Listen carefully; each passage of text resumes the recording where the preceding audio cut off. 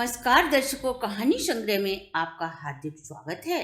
दर्शकों, आज हम आपको बताएंगे कि विदुर ने महाभारत के युद्ध में हिस्सा क्यों नहीं लिया। हम आपको बताएं इससे पहले आपने अगर हमारे चैनल को सब्सक्राइब नहीं किया तो प्लीज जल्दी से सब्सक्राइब कर लीजिए। दर्शकों, हस्तिनापुर के राजा शांतनु की छोटी रानी सत्यवती से वेदव्यास, चित्रागत और विचित्रवीर नामक पुत्र उत्पन्न हुए। वेदव्यास राजकाज का मोह त्याग कर तपस्या करने चले गए। चित्रागत और विचित्रवीर का लालन पालन भीष्म पितामह की देख रेख में हुआ। भीष्म पितामह अपने पिता की मृत्यु के बाद अपने भाइयों का लालन पोषण करने का नैतिक अधिकार समझ युवा अवस्था में ही भीष्म पितामह के दोनों भाइयों की किसी विचित्र बीमारी से मृत्यु हो गई। उनके कोई संतान नहीं थी। भीष्म पितामह ने आजन्म ब्रह्मचर्य का पालन करने की प्रतिज्ञा की थी। वंश परंपरा आगे चलाने के लिए सत्यवती ने अपने बड़े पुत्र महर्षि बाल वेदव्यास से प्रार्थना की।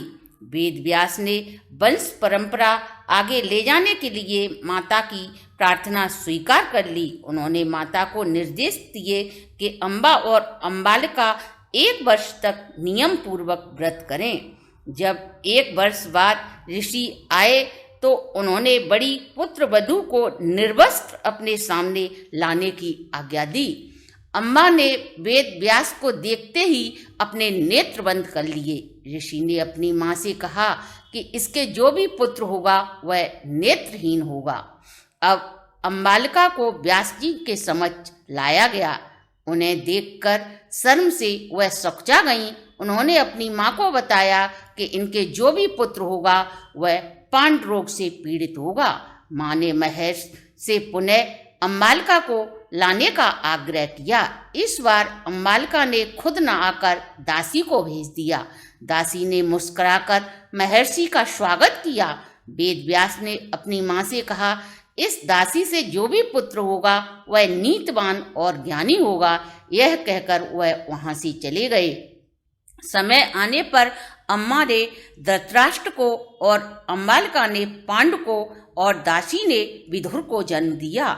समय आने पर धृतराष्ट्र के पुत्र दुर्योधन पांडु पुत्रों को कुछ भी नहीं देना चाहता था, जबकि युधिष्ठिर सबसे बड़े थे। धृतराष्ट्र के पुत्र प्रेम के कारण कुरुक्षेत्र में धर्म युद्ध हुआ।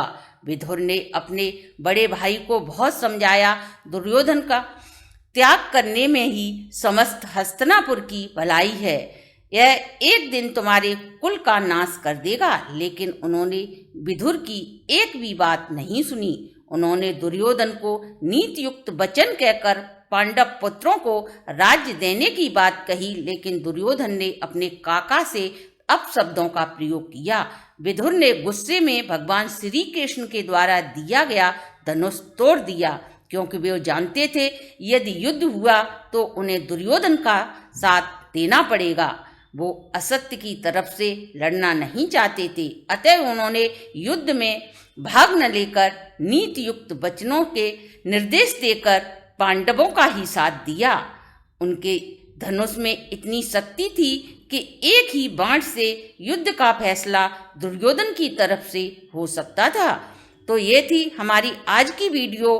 अगर आपको अच्छी लगी हो तो आप हमारे चैनल को लाइक, सब्सक्राइब और शेयर करें।